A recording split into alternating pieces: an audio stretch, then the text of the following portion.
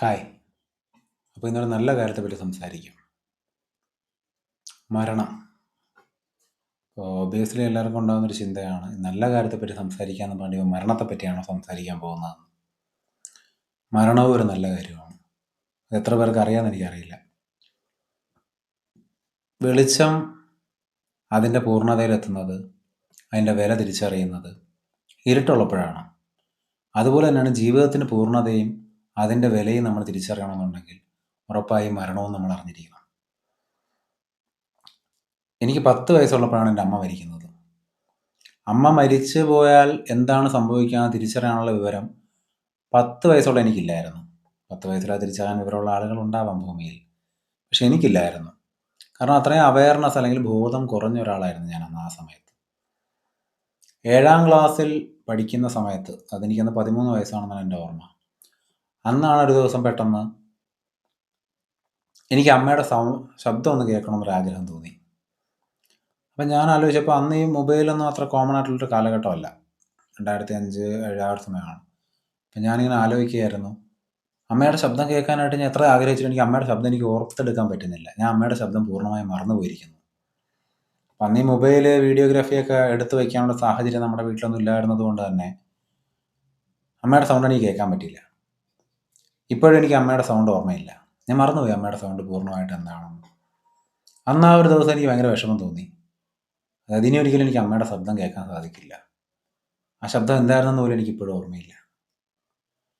ഞാൻ അമ്മ ജീവിച്ചിരുന്ന സമയത്ത് കുറച്ചുകൂടി ബോധത്തോടു കൂടി ഇരുന്നെങ്കിൽ ചിലപ്പോൾ ആ ശബ്ദം എനിക്ക് ഓർത്തിരിക്കാനെങ്കിലും സാധിച്ചേനെ. എനിവേ അതൊരു നഷ്ടമാണ്. ആ നഷ്ടത്തിൽ നിന്നാണ് അമ്മ മരിച്ചു പോയി എന്ന് പറഞ്ഞാൽ എന്താണ്, ഇനി ഒരിക്കലും തിരിച്ചു വരാതെ തിരിച്ചു കിട്ടാത്ത ആ ഫിസിക്കൽ ഫോം പെർഷായി പോയി എന്നുള്ള തിരിച്ചറിവ് എനിക്കുണ്ടായത്. എന്നെ വല്ലാതെ അത് ഹേർട്ട് ചെയ്തു. അമ്മ മരിച്ച ദിവസം എൻ്റെ ബന്ധുക്കളും എൻ്റെ അമ്മമ്മയും അച്ഛനും മാമനും അങ്ങനെ ഒരുപാട് പേരൊക്കെ കരയുന്നത് കണ്ടിട്ട് കുഞ്ഞായിരുന്ന ഞാനും ഒരുപാട് കരഞ്ഞു. കാരണം ഇവരൊക്കെ കരയുന്നത് കണ്ട് എനിക്ക് സങ്കടം വന്നിട്ടുണ്ടായിരുന്നു. അല്ലാതെ അമ്മ മരിച്ചു എന്നുള്ളതിൻ്റെ അർത്ഥം മനസ്സിലാക്കിയിട്ട് അമ്മ ഇനി വരില്ല എന്നുള്ള തിരിച്ചറിവ് കൊണ്ടല്ല ഞാൻ കരഞ്ഞത്. പക്ഷെ അന്ന് 1-2 വർഷത്തിന് ശേഷം ഞാൻ 7ാം ക്ലാസ്സിൽ പഠിക്കുമ്പോൾ 13 വയസ്സുള്ള ഞാൻ അന്ന് ആ ഒരു ദിവസം എൻ്റെ അമ്മയുടെ ശബ്ദം എനിക്ക് ഓർത്തെടുക്കാൻ പറ്റാത്ത ദിവസം ഞാൻ കരഞ്ഞു. അമ്മയ്ക്ക് വേണ്ടി കരഞ്ഞു, അമ്മയെ ഓർത്ത് കരഞ്ഞു. പിന്നെയും വർഷങ്ങളെടുത്തു മരണത്തിൻ്റെ വില എനിക്ക് യഥാർത്ഥത്തിൽ മനസ്സിലാവാൻ.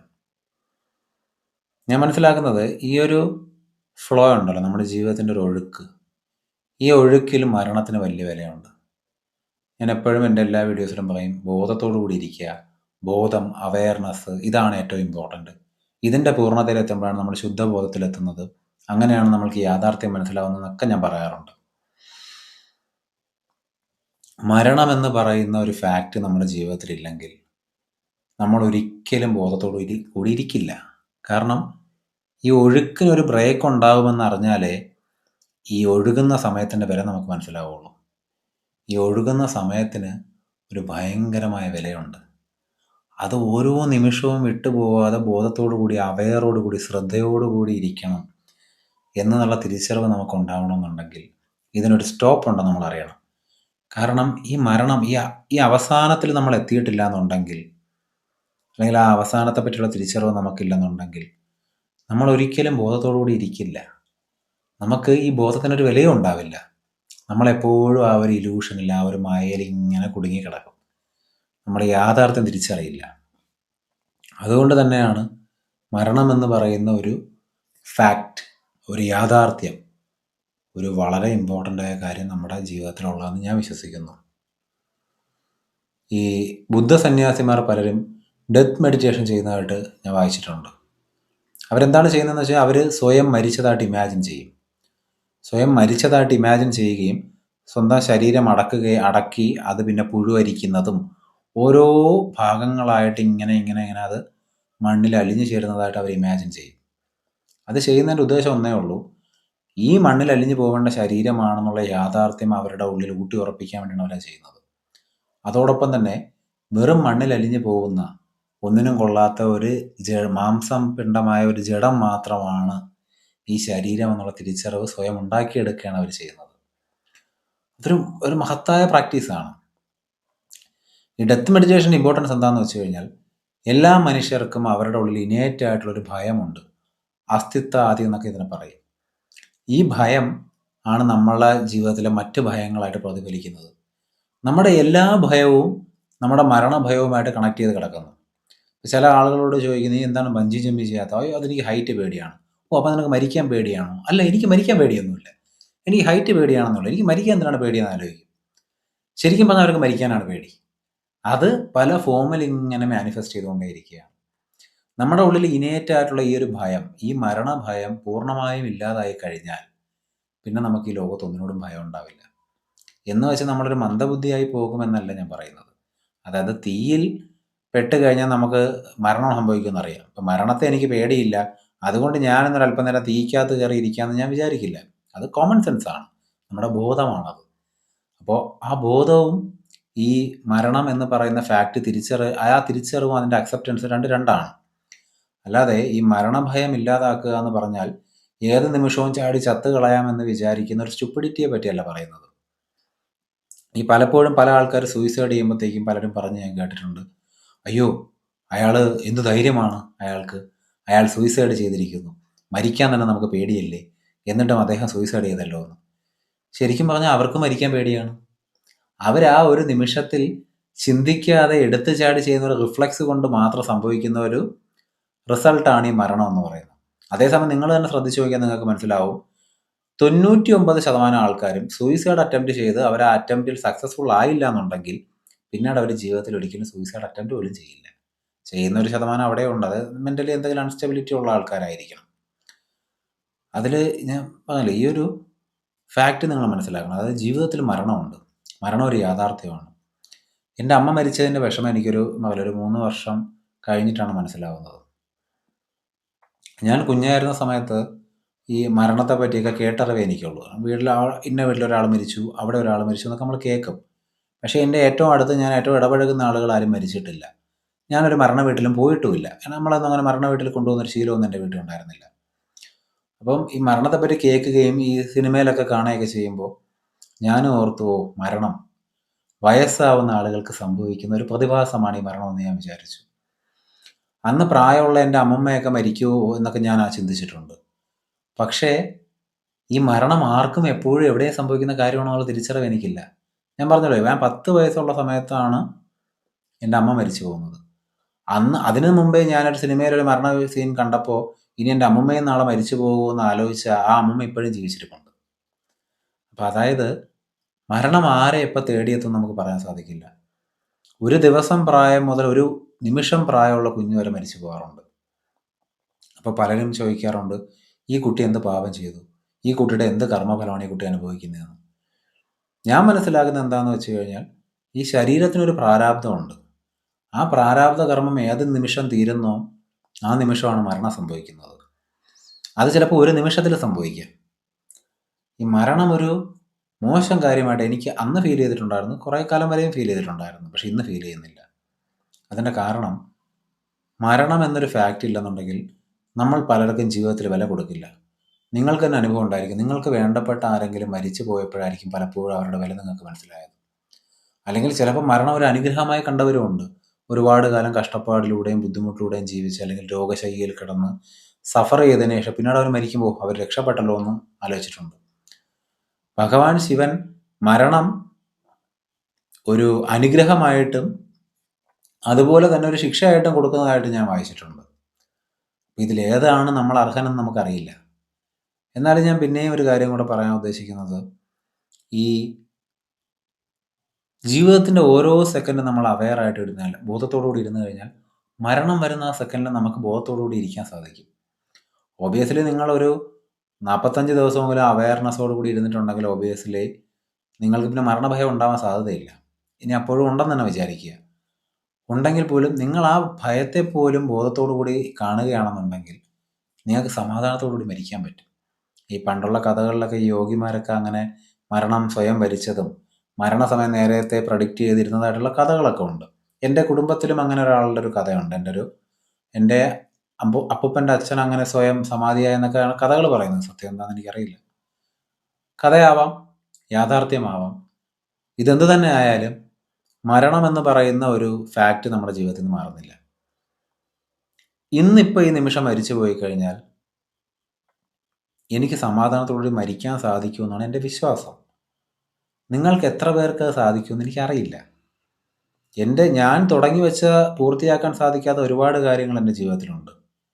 പക്ഷേ എങ്കിലും ഞാനൊരു ഡിറ്റാച്ച്മെൻ്റ് ആണ് എപ്പോഴും മെയിൻറ്റെയിൻ ചെയ്യാൻ ശ്രമിക്കുന്നത്. കാര്യം എന്താണെന്ന് വെച്ച് കഴിഞ്ഞാൽ മരണം എപ്പോൾ എവിടെ സംഭവിക്കുമെന്ന് തീരുമാനിക്കുന്നത് ഞാനല്ല. അതുകൊണ്ട് തന്നെ ഞാൻ എന്തിനെങ്കിലും അറ്റാച്ച്ഡ് ആയിരുന്ന് കഴിഞ്ഞാൽ പിന്നീട് മരണം എൻ്റെ കൺമുമ്പിൽ വരുമ്പോൾ ഞാൻ പേടിക്കേണ്ടി വരും. അതുപോലൊരു സിറ്റുവേഷനിലേക്ക് നിങ്ങളും മാറണമെന്ന് എനിക്ക് ആഗ്രഹമുണ്ട്. കാരണം മരണത്തെ പേടിച്ച് വിറങ്ങലിച്ച് നിൽക്കുന്ന ആളുകളെ ഞാൻ കണ്ടിട്ടുണ്ട്. എൻ്റെ അമ്മ മരിച്ച് പിന്നെ 2 വർഷം കഴിഞ്ഞാണ് എൻ്റെ അപ്പൂപ്പൻ മരിക്കുന്നത്. അപ്പോഴാണ് ഞാനത് കാണുന്നത്. അതായത് അപ്പൂപ്പൻ അപ്പോൾ ശയ്യയിലാണ്. അപ്പൂപ്പന് നല്ല പ്രായമുണ്ട്. എൻ്റെ അമ്മയ്ക്ക് വളരെ പ്രായം കുറവായിരുന്നു. അപ്പോൾ അപ്പൂപ്പൻ മരണത്തെ നേരിട്ട് കാണുന്നത് ഞാൻ കണ്ടിട്ടുണ്ട്. ആ അവസാന നിമിഷത്തിൽ അപ്പൂപ്പൻ്റെ ജീവൻ പോകുന്ന നിമിഷത്തിൽ അപ്പൂപ്പൻ്റെ കണ്ണുകളിലൊരു ഭയം ഞാൻ കണ്ടിട്ടുണ്ടായിരുന്നു. ആ ഭയമില്ലാതെ മരിക്കാൻ പറ്റിയ അതിനേക്കാൾ വലിയൊരു നേട്ടം ഒരു മനുഷ്യന്, ഒരു വിക്ടറി ഒരു മനുഷ്യന്, വിജയം മനുഷ്യന് ജീവിതത്തിൽ ഉണ്ടാകുമെന്ന് എനിക്കറിയില്ല. കാരണം മരണത്തിൽ നിന്നുണ്ടാകുന്ന പേടിയിലാണ് എല്ലാവരും ജീവിക്കുന്നത്. പണ്ട് ഈ പഞ്ച് ഡയലോഗിൽ കോട്ട് ചെയ്തൊക്കെ പറയുന്ന പോലെ ഭീരുക്കൾ 1000 തവണ മരിക്കും, ധീരന് മരണം ഒന്നേ ഉള്ളൂ. നമ്മൾ ഭീരുവായിട്ടോ ധീരനായിട്ടോ സ്വയം ഐഡൻറ്റിഫൈ ചെയ്യുന്നതിനെ പറ്റിയല്ല ഞാൻ പറയുന്നത്. പക്ഷേ ജീവിതം ഒരു പുഴ പോലെ ഒഴുകുകയാണ്. ഇവിടെ ശാന്തതയുണ്ട്. ശാന്തത ഉണ്ടാവണം, ഇല്ലാത്തവരെ നേടിയെടുക്കണം. ശാന്തത ഉള്ളപ്പോൾ ഈ മരണവും ആ ശാന്തതയോടുകൂടി നമ്മൾ നേരിടേണ്ട ഒരു കാര്യമല്ലേ. ജിത്തു കൃഷ്ണമൂർത്തി പറഞ്ഞ് ഞാൻ കേട്ടിട്ടുണ്ട്, നമ്മൾ ഓരോ ദിവസവും മരിക്കണം. അതായത് നമ്മൾ ഓരോ ദിവസവും ഒരുപാട് ആഗ്രഹങ്ങളും ഒരുപാട് ഇൻഫർമേഷനും ഒക്കെ ഇങ്ങനെ അക്യുമുലേറ്റ് ചെയ്ത് നമ്മുടെ തലയിൽ ഇങ്ങനെ കയറ്റി വയ്ക്കുകയാണ്. നമ്മുടെ ജീവിതത്തിൽ ഓരോ ദിവസം സംഭവിച്ച അനുഭവങ്ങളും എക്സ്പീരിയൻസുകളും നമ്മുടെ ഉള്ളിൽ നമ്മളിങ്ങനെ ഫീഡ് ചെയ്ത് വയ്ക്കുകയാണ്. നമ്മൾ ഓരോ ദിവസവും ഈ അനുഭവങ്ങളോട് മരിച്ചു കഴിഞ്ഞാൽ അടുത്ത ദിവസം നമുക്കൊരു പുതിയ ജന്മം പോലെ ജീവിക്കാൻ സാധിക്കുമെന്ന് പറയും. അങ്ങനെ ജീവിക്കുന്ന ഒരാൾക്ക് പിന്നീട് മരണഭയം ഉണ്ടാവില്ലെന്ന് അദ്ദേഹം പറഞ്ഞ് ഞാൻ കേട്ടിട്ടുണ്ട്. കാരണം അയാൾ എല്ലാ ദിവസവും മരിച്ചുകൊണ്ടിരിക്കുകയാണ്. ഇതിനൊരു സ്പിരിച്വലി വേറെ ആസ്പെക്റ്റുകളുണ്ട്. മരണശേഷം എന്ത് സംഭവിക്കും, മരണത്തെ നേരിൽ ഈ പറഞ്ഞ അവയർനെസ്സോടുകൂടി ഇരിക്കുന്ന ഒരാൾക്ക് മരണത്തെ എങ്ങനെ കാണാനും എങ്ങനെ ഡീൽ ചെയ്യാനും എങ്ങനെ അവയർനെസ്സോടുകൂടി നേരിടാനും സാധിക്കും എന്നുള്ള കാര്യങ്ങൾ.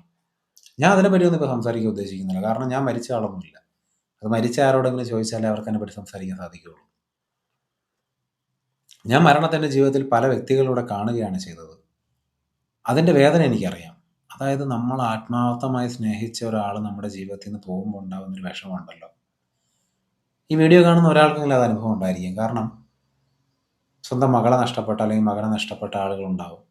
അവർ നമ്മൾക്ക് താങ്ങായിട്ടും തണലായിട്ടും നമ്മുടെ മുകളിൽ നിന്ന് നമ്മുടെ പാരൻസ് അല്ലെങ്കിൽ നമ്മുടെ വേണ്ടപ്പെട്ട മറ്റാളുകൾ, മരിച്ചുപോയ ആളുകളുണ്ടാവും ഈ വീഡിയോ കാണുന്നതിൽ. ആ നഷ്ടബോധം ഇന്ന് നമ്മുടെ ഉള്ളിലുണ്ടായിരിക്കാം. ഇത് 2 തരത്തിൽ മാനിഫെസ്റ്റ് ചെയ്യും. ഒന്ന്, അവരിനി ഒരിക്കലും കാണാൻ സാധിക്കില്ലല്ലോ എന്നുണ്ടായ അവരുടെ കയ്യിൽ നമുക്ക് കിട്ടിയൊരു കംഫർട്ട്, ഒരു സുഖം, സന്തോഷം, ഇത് നഷ്ടപ്പെടുന്നതിൻ്റെ പെയിനും, ശരിക്കും അവർക്ക് ഈ ഭൂമിയിലുള്ള സമയം കഴിഞ്ഞു പോയതിൽ അവർക്ക് ഇനിയും ചെയ്യാൻ പറ്റുന്ന ഒരുപാട് കാര്യങ്ങൾ ചെയ്യാതായിപ്പോയതിലുള്ള വിഷമവും.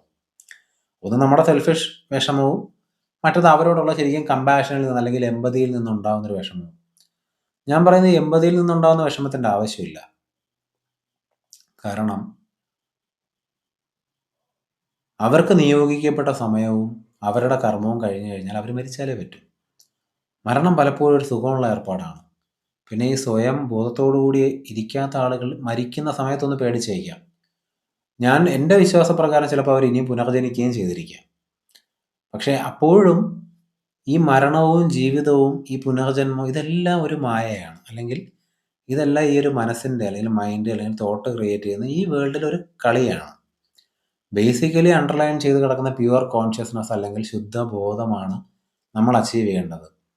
അതിലേക്ക് നമ്മൾ എത്തിക്കഴിഞ്ഞാൽ പിന്നെ മരണവും ഇല്ല, ജനനവും ഇല്ല, ഒന്നുമില്ല. ജസ്റ്റ് പ്യുവർ ബ്ലിസ്, ഇൻഫിനിറ്റി ആയിട്ട്, തുടക്കവും അവസാനവും ഇല്ലാത്ത, അതിർവരമ്പുകളില്ലാത്ത, സമയവും കാലവും ഇല്ലാത്തൊരു ബ്ലിസ്സാണുള്ളത്. നമ്മുടെ മരണപ്പെട്ടവർ അത് അച്ചീവ് ചെയ്യുമെന്ന് നമുക്ക് വിചാരിക്കാം. നമ്മളത് സ്വയം അച്ചീവ് ചെയ്യാൻ ശ്രമിച്ചു കഴിഞ്ഞാൽ ഞാൻ നേരത്തെ പറഞ്ഞല്ലോ, നമ്മുടെ ഉള്ളിൽ ആ ഒരു സെൽഫിഷ് വിഷമം ഇല്ലാതായിത്തീരും. ഇപ്പോഴും നിങ്ങളുടെ വീട്ടിൽ വയ്യാതെ ഒരാളെങ്കിലും അല്ലെങ്കിൽ മരണം കാത്തു കിടക്കുന്ന ഒരാളെങ്കിലും ഉണ്ടാവാം. എനിക്ക് നിങ്ങളോട് പറയാനുള്ളൊരു കാര്യം, എൻ്റെ ജീവിതത്തിൽ പലരും നഷ്ടപ്പെട്ടു പോയ സമയത്ത് എനിക്ക് അന്ന് ബോധത്തോടു കൂടി ഇരിക്കാൻ പറ്റിയിട്ടില്ല. അതായത് വളരെ അവയർനെസ്സോടു കൂടി ഇരിക്കാൻ പറ്റിയിട്ടില്ല. നിങ്ങൾക്കത് സാധിച്ചാൽ അവർ സ്വയം ആ അവയർനെസ്സോ ശുദ്ധബോധമോ ഒന്നും നേടിയതോ അല്ലെങ്കിൽ അതിൽ താല്പര്യമുള്ള ആൾക്കാരൊന്നും ആയിരിക്കില്ല. അവരൊരുപാട് കഷ്ടപ്പെടുകയും സഫർ ചെയ്യുകയൊക്കെ ചെയ്യുന്ന ആളായിരിക്കാം. പക്ഷെ ഇന്ന് നിങ്ങളുടെ വീട്ടിൽ അങ്ങനെ വയ്യാത്ത ഒരാളുണ്ടെങ്കിൽ നിങ്ങൾ അവരുടെ അടുത്തിരിക്കുന്ന സമയത്ത് ഒരല്പനേരം നല്ല അവയർനെസ്സോടു കൂടി നല്ല ബോധത്തോടു കൂടി ഇരുന്നാൽ മതി. ഞാനിപ്പോൾ ഇവിടെ ഇങ്ങനെ ബോധത്തോടു കൂടി ഇരിക്കുകയാണെന്ന് ചിന്തിക്കുന്നതിനെ പറ്റിയല്ല പറയുന്നത്. നിങ്ങൾ അവരുടെ അടുത്തിരിക്കുമ്പോൾ അവരുടെ അടുത്ത് ഇരിക്കുക.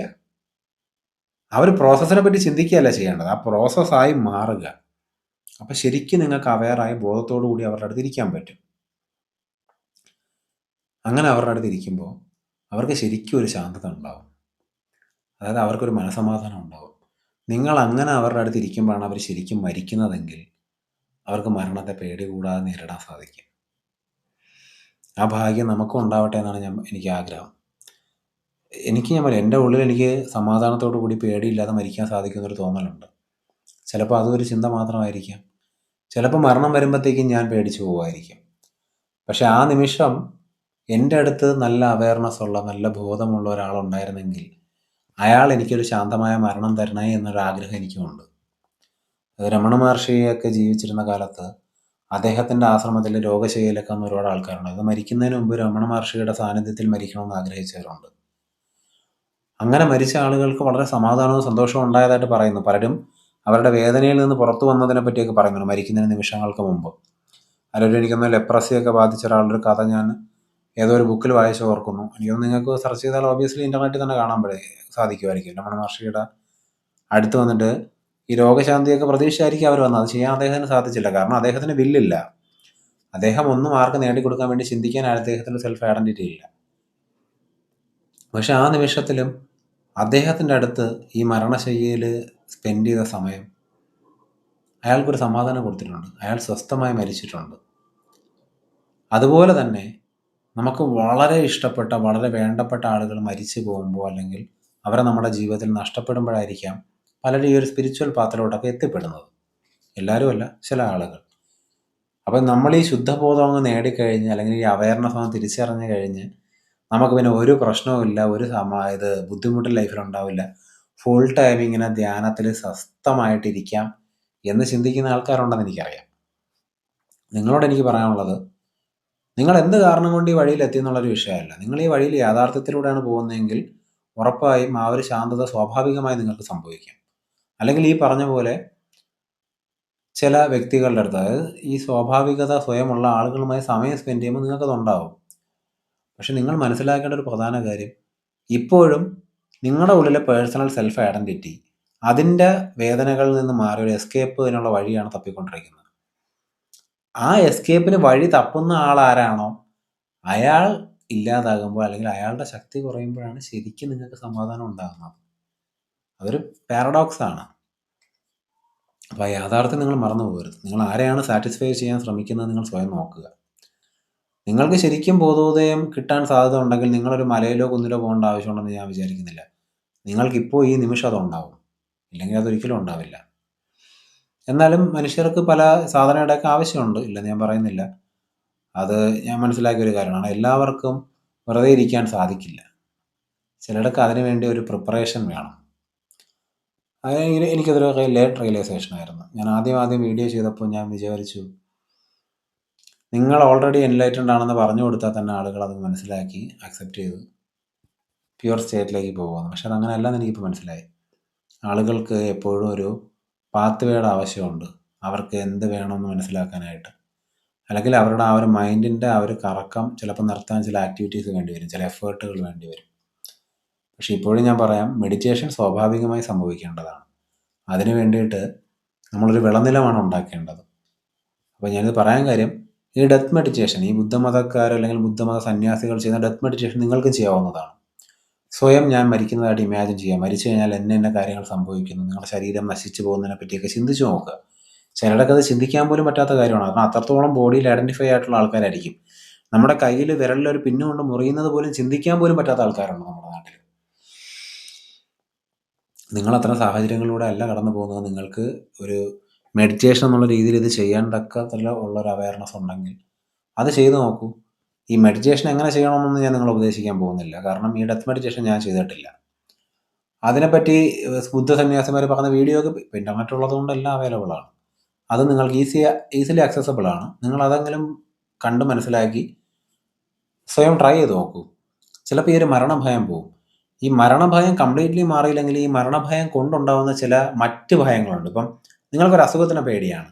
നിങ്ങൾക്ക് ആ അസുഖത്തിന് പേടി ഉണ്ടാവാനുള്ള പ്രധാന കാരണം നിങ്ങളുടെ ഇനേറ്റ് ആയിട്ടുള്ള മരണഭയത്തിൽ നിന്നാണ് അത് ഉണ്ടാകുന്നത്. സോ ഈ ഇന്നേറ്റായിട്ടുള്ള മരണഭയം ചിലപ്പോൾ അപ്പോഴും ഉണ്ടായിരിക്കാം. പക്ഷേ അത് പല രീതിയിൽ ഇങ്ങനെ അഡീഷണൽ ആയിട്ട് പ്രൊജക്റ്റ് ചെയ്യുന്ന ചില പ്രൊജക്ഷൻസ് കുറയ്ക്കാൻ നിങ്ങൾക്ക് സാധിക്കും എന്നാണ് ഞാൻ മനസ്സിലാക്കുന്നത്. സോ ട്രൈ ചെയ്ത് നോക്കൂ. പിന്നെ നിങ്ങൾ മരണത്തെ കാത്തിരിക്കുന്നവരാണ്, അല്ലെങ്കിൽ മരണം സംഭവിക്കത്തക്ക എന്തെങ്കിലും അസുഖമൊക്കെ ഉള്ള ആൾക്കാരാണെങ്കിൽ മരണത്തെ പേടിക്കേണ്ട കാര്യമൊന്നുമില്ല. നിങ്ങൾ എല്ലാ ദിവസവും ചെയ്യുന്ന ഈ ശ്വാസോച്ഛ്വാസം എന്ന് പറയുന്ന ഒരു പ്രവൃത്തി ഉണ്ടല്ലോ, ഈ ശ്വാസം ഇങ്ങനെ എടുത്തു വിടുന്ന, അതുപോലെ തന്നെ ജീവിതത്തിൽ സ്വാഭാവികമായി സംഭവിക്കുന്ന ഒരു സ്വാഭാവിക കാര്യം മാത്രമാണ് മരണം. അതൊരു വലിയ കാര്യമല്ല, ചെറിയ കാര്യമല്ല. പിന്നെ നമ്മൾ സെൽഫായിട്ട് ഐഡൻറ്റിഫൈ ചെയ്ത് ചുറ്റുപാട് അറിഞ്ഞ് ജീവിക്കുന്ന ഒരു സാധാരണ മനുഷ്യനായിരിക്കുമ്പോൾ ഈ ഗെയിം ഇങ്ങനെ പൊക്കോണ്ടിരിക്കും. ഇവിടെ ചില ജന്മങ്ങൾ റൈസ് ചെയ്യും, ചില ജന്മങ്ങൾ താഴോട്ട് പോകും. അതുപോലെ തന്നെ നിങ്ങൾ ഈ പ്യുവർ കോൺഷ്യസ്നെസ്സിലേക്ക് തിരിച്ചറിയുന്ന ഒരു സമയം ഉണ്ടായാൽ പിന്നെ ലൈക്ക് മരണമോ ജീവനോ അല്ലെങ്കിൽ ഈ നടക്കുന്ന ഗെയിമിനൊന്നും ഒരു പ്രാധാന്യമില്ല. You will be everlasting. You will be existing in all places, in every time, everywhere. Anyway, ഇത്രയും കേട്ടതിന് നന്ദി. Thank U.